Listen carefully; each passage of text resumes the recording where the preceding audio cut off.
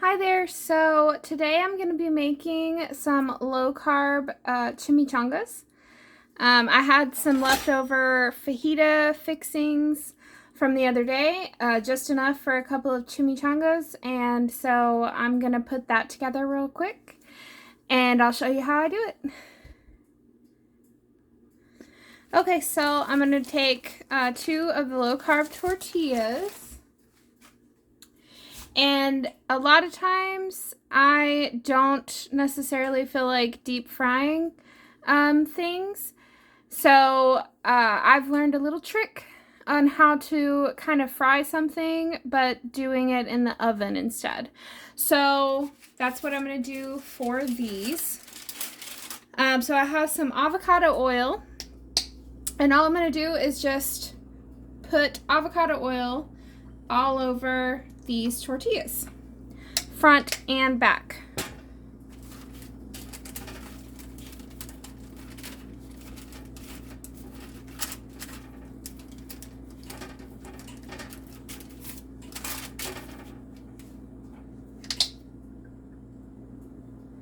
Doesn't have to be completely drenched, but you do want to make sure that it's pretty much all covered in oil.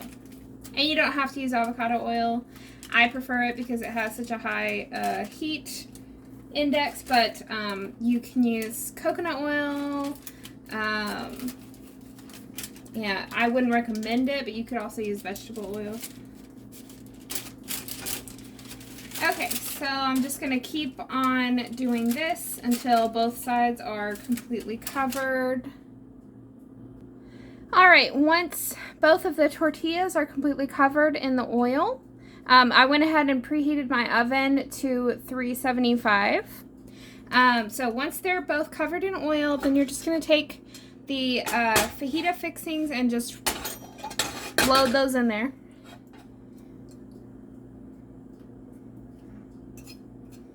And you're going to be rolling these up like a burrito, so you're not going to want them to be completely stuffed to the gills.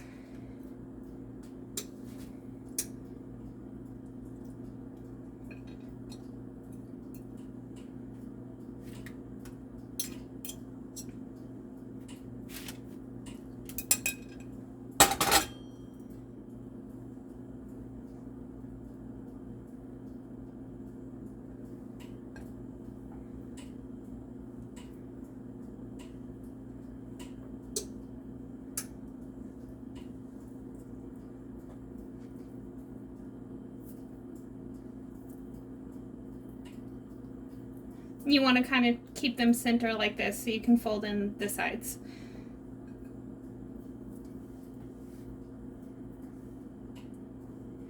Okay, so now you're going to just fold in the sides, each side, and then roll it up. Okay, and place it seam side down. Same thing with the other one. Center everything. Fold it in and roll it up, seam side down. Okay, so I'm just going to pop those in the oven at 375 and then get started on the just a single serving of queso sauce that I want to do for these. Alright, while those are cooking in the oven, I'm going to go ahead and get started on the queso sauce that I'm going to be making to top them with. So I just put a little pat of butter into the skillet. I'm going to let that melt down. And then I'll get started with adding the heavy whipping cream, sour cream, and cream cheese. And I'll show you the portion size. Since it's a single serve, it's not going to be as much, so you'll have to, give or take. If you want an idea for like a larger serving size, I made some in my one skillet ham, broccoli, and cauliflower rice skillet meal, and I'll link that video down below so you can kind of see a larger scale version of how to make like a simple queso sauce. So once your butter is melted down, you're going to go ahead and add in your heavy whipping cream.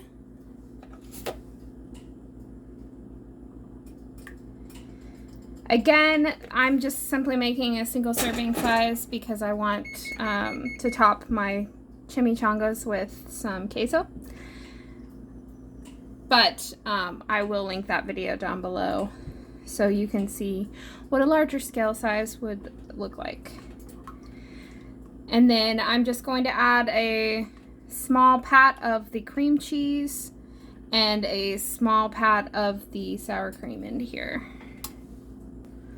Alright, so once your sour cream and cream cheese has blended into the sauce, then you're just going to add, I'm just going to do 1 slice of American cheese for this just because I'm making a single serve. And you'll see. And then after that, I'm just going to add a little bit of Rotel. So once the American cheese has had a chance to melt into the sauce, then you're just going to add, I just opened a can of Rotel, so you're just going to add a little bit of that.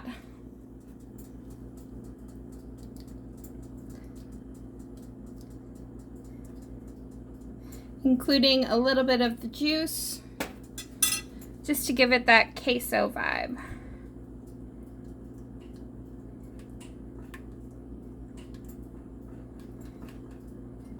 And add a little bit more.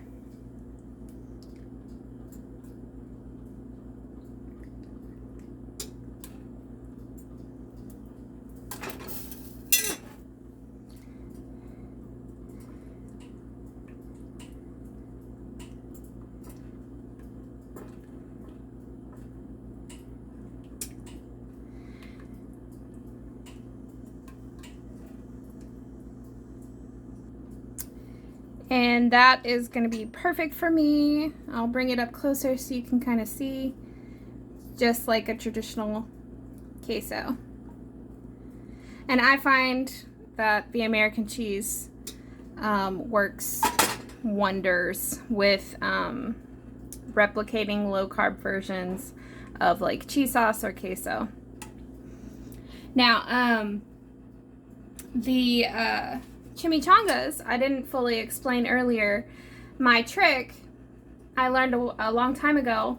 Instead of having to fry something traditionally, if you put some oil on it and then pop it in the oven, it produces similar effects. So that's what I do sometimes whenever I just do not feel like putting forth the effort of like fully frying something. So the chimichangas should be ready shortly. I'll pull those out and plate them up with the queso on top so you can see the final product. So I just pulled these out of the oven. They ended up cooking at 375 for about 12 to 15 minutes. But again, I always say keep an eye on anything that you're cooking because you never know. And when it starts to get browned like this and crispy, they're done. Okay, so I'm just about to top them with my queso sauce and then I'll be all ready. And here we have the finished product. Yummy chimichangas, fajita chicken chimichangas with queso sauce. Enjoy. You guys make sure to comment down below and let me know what you think. And like, share, comment, and subscribe to see all the new recipes I'm going to be coming out with. Have a great day.